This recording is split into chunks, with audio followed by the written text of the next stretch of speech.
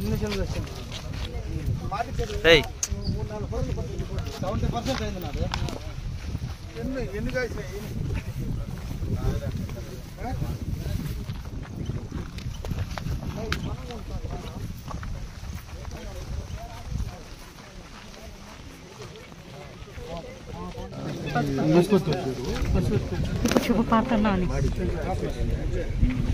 దీనికి ముందు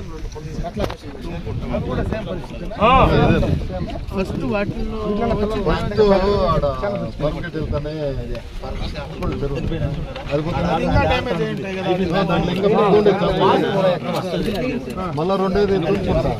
పడతావు, ఎందుకు వస్తారా?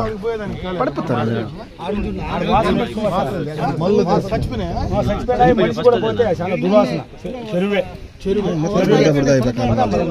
ఫ్యాక్టరీ వాటర్ కూడా మీకేం ప్రాబ్లం లేదా? అదే అంటే మాకు పక్కన చెరువు అక్కడ నుంచి కూడా వస్తున్నాయి వాటర్.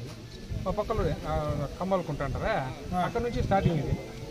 అది నిండిపోయి మళ్ళీ ఇట్లా వచ్చి. Hello, good morning sir. బాగున్నారు, మీరు బాగున్నారా? వర్షాలు ఎక్కువ బాగానే ఉన్నాయి. అంటే మాకు మీ అంత లేదు కదా, మాకు ఇటు పక్క పొలంనేరు సేఫ్. విజయవాడ మీకు అది ప్రాబ్లం ఏం లేదు సార్. చిన్న ఇష్యూ ఇక్కడ మనకు ఈ పొల్యూషన్ ఒక ఇష్యూ వచ్చింది. ఈ ఫామ్ గేట్ అని ఇక్కడ ఒక డైరీ ఉంది. మన 4 రోడ్లు మీకు ఐడియా ఉంటుంది, మీరు కలెక్టర్ చేసినారు కాబట్టి. ఇక్కడ మన 4 రోడ్స్ క్రాస్ ఉంది కదా, పొలంనేరు దాటితేనే టువర్డ్స్ బెంగళూరు. మనకు ఇండస్ట్రియల్ ఎస్టేట్ ఉంది ఇక్కడ. మనమే, మీరు కూడా వచ్చి, మీరు యాక్చువల్లీ ఏపీఐసీ చైర్మన్ కూడా చేస్తారు కదా, అప్పుడు మీరు వచ్చినారు. దాంట్లో ఫామ్ గేట్ అని ఒక డైరీ దాంట్లో ఏమైందంటే వాడు ఈటీపీ మేనేజ్ చేసినట్లేదు, ఆ నీళ్ళన్నీ వదిలేసినాడు. ఇక్కడ 3-4 చెరువుల్లో మొత్తం చేపలంతా తెచ్చిపోయాయి. అది ఒకసారి మన వాళ్ళు ఎవరైనా పంపించి అసలు వాటి ఏం జరుగుతూ ఉంది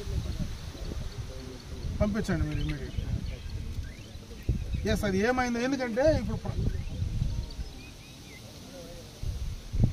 అదే సార్, అది ఇంకో ప్రాబ్లం ఏమైందంటే మనకు శంకరరాయలపేట చెరువు మీకు ఐడియా ఉంటుంది, చాలా పెద్దది. శంకరరాయలపేట అంటే పెద్ద ట్యాంక్ కదా, చాలా పెద్ద. పుంగనూరు కాన్స్టిట్యున్సీలోనే పెద్ద ట్యాంక్, పాత, చాలా పెద్ద ట్యాంక్ అది. పాత పుంగనూరు, ఇప్పుడు పొలంనేరు. అది జిల్లాలోనే పెద్దది. అది ఇప్పుడు ఈ నీళ్లు దానికి పోతున్నాయి. ఇది పోయి ఇంకా ఆ చెరువు స్పాయిల్ అయిందనుకో, చాలా పెద్ద ఇష్యూ అయిపోతుంది, చాలా పెద్ద ఇష్యూ అవుతుంది. మీరు ఇమీడియట్గా పంపించి చెక్ చేయమనండి అసలు ఏం జరుగుతుంది.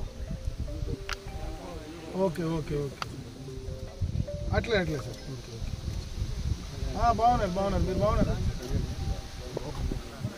నేను వస్తాను ఈసారి వచ్చినప్పుడు మీకు. లేదు నా అవసరం కూడా ఉంది. నేను కూడా జస్ట్ ఏమంటుంది, నేను విజయవాడకు వస్తాను, 3rd వస్తాను. ఏదో హౌస్ కమిటీకి నన్ను వేసినారు అనవసరంగా. నేను 3rd నేను ఉంటాను సార్, అక్కడే అసెంబ్లీలోనే ఉంటాను. మీకు ఫోన్ చేస్తాను లేట్ అవసరం. అవును,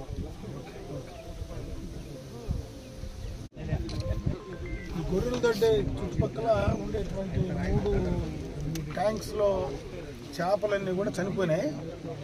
సడన్గా చేపలు పిల్లలు, చేపలు, పాములు అన్నీ చనిపోయింది. ఎందుకని ఈ చుట్టుపక్కలంతా కూడా ఒక ఆందోళన మొదలైంది. పక్కనే మనకి ఇండస్ట్రియల్ ఎస్టేట్ ఉంది కాబట్టి అక్కడ ఫామ్ గేట్ అనేటువంటి ఒక డైరీ ఉంది. ఆ డైరీ ద్వారా వచ్చినటువంటి వ్యర్థాల వల్ల ఇది పొల్యూట్ అయిందనేది ప్రిలిమినరీగా వీళ్ళు చెప్పేటువంటి పరిస్థితి.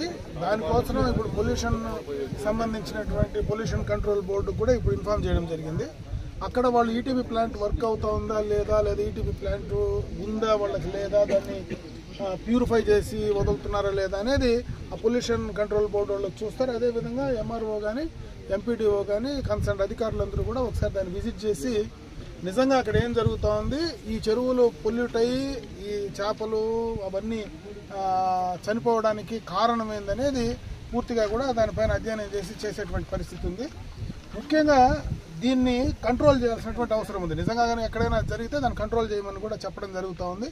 అదేవిధంగా ఈ చెరువుల్లో ఏదైతే ఇవన్నీ చనిపోయాయో ఈ చుట్టుపక్కల ఉండేటువంటి రైతాంగం ఎవరైతే ఉన్నారో ఇక్కడ వాళ్ళు కొంచెం అప్రమత్తంగా ఉండాలి. ఎందుకంటే ఆవులు కానీ గొర్రెలు కానీ ఏమైనా వచ్చి మళ్ళీ ఆ నీళ్లు తాగితే అవి కూడా కొన్ని ఆరోగ్యపరంగా దెబ్బతిని అవి కూడా కొన్ని ఇబ్బంది పడేటువంటి పరిస్థితి ఉంది. కాబట్టి దానిపైన కూడా అప్రమత్తంగా ఉండమని చెప్పి నేను ఇక్కడ ఉన్నటువంటి రైతులందరూ కూడా కోరుకుంటున్నా.